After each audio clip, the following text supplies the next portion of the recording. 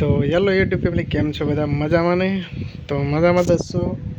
તો આપણે આજે એક જ શીખવાનું હોય કે સ્વિચ બોર્ડ એટલે કે એમસીબી અને પીસ અને જે મેઇન સીટ ઓટોમેટિક છે તેના વિશે આપણે થોડા આગળ માહિતી આપીશું અને કઈ રીતનું વાયરિંગ કરવું અને શું કરવું તેના વિશે તમને જણાવશો.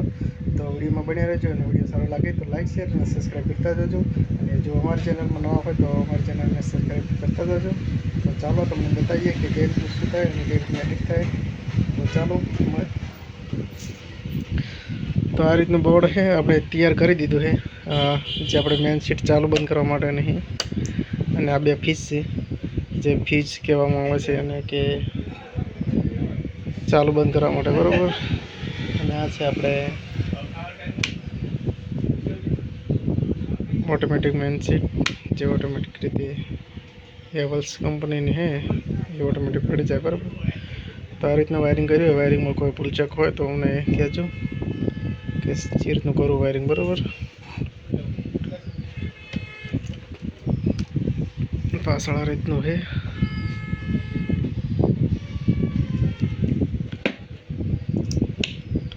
ઓન ઓફ નંબર બે ફ્યુઝ, જે એના ફ્યુઝ છે, બરાબર. તો ફ્યુઝમાં જેટલો વાયર જાડો બધો હોય તે તમે કહેજો, કારણ કે ફ્યુઝને કોઈ પણ પ્રોબ્લેમ થાય તો ફટ લઈને ફ્યુઝ બળી જાય. એના માટે ફ્યુઝ આપણે લગાવ્યા. અને ઓટોમેટિક મેઇન સીટ કે એવો કોઈ પણ પ્રોબ્લેમ થાય તો ઓટોમેટિક મેઇન સીટ પડી જાય, બરાબર. અને આ રીતનું વાયરિંગ છે. વાયરિંગમાં કોઈ ભૂલચૂક હોય તો અમને કહેજો. અને આ રીતનું કોઈ પ્લોટ ફિટ કરવામાં આવે છે, બરાબર. તો વિડીયો સારો લાગ્યો હોય તો લાઈક શેર સબસ્ક્રાઈબ કરતા જજો. અને કોઈ ભૂલચૂક હોય તો મને કહેજો અને તમને બતાવીશું આપણે કઈ રીતનું. તો મિત્રો, આ રીતનું બોર્ડ ફિટિંગ કરાય કે ના કરાય તમે અમને કોમેન્ટમાં કહેજો. અને કઈ રીતનું કોઈ નવી સ્ટાઇલમાં હોય તો પણ અમને કહેજો, કારણ કે આપણે જે યુટ્યુબમાં નવા છીએ અને વાયરિંગનું કામકાજ આપણે કરીએ છીએ અને રિપેરિંગનું કામકાજ ખાસ કરીને તો મારે છે.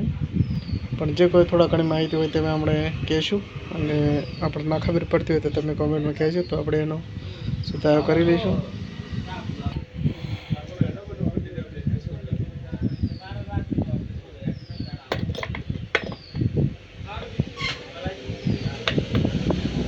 આ છે આપણે ફ્યુઝ એટલા માટે લગાવવામાં આવે છે કે કોઈ પણ ફોલ્ટ વધારે થાય તો અંદર પાતળા તારથી વાયર બાંધવામાં આવે છે, એટલે ફ્યુઝ બળી જાય એટલે આપણું વાયરિંગ બધું બચી જાય, બરાબર.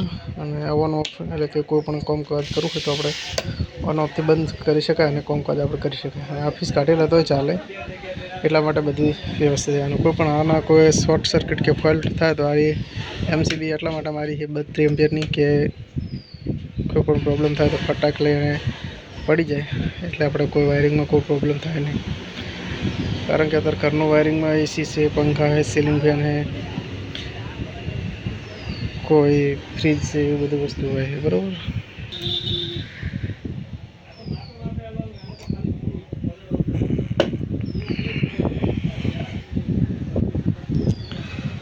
તો મારો વિડીયોમાં કેવું લાગ્યું અને કેવું છે મારું કામકાજ તમે મને કોમેન્ટમાં કહેજો. અને વિડીયો સારો લાગ્યો હોય તો મારા પેજને ફોલો કરતા જાજો. તો આવા અવનવા આપણા વિડીયો બનાવતા રહીશું અને અવનવી તમને માહિતી આપતા રહીશું. તો ચાલો મળીએ એક નવા બ્લોગની અંદર અને નવા રિપેરિંગ કરતાં શીખીએ. અને કંઈક પણ નવું હોય તો તે અમને પણ કહેજો, તો આપણે એની પણ માહિતી આપીશું. તો ચાલો મળીએ એક નવા બ્લોગની. Bye by.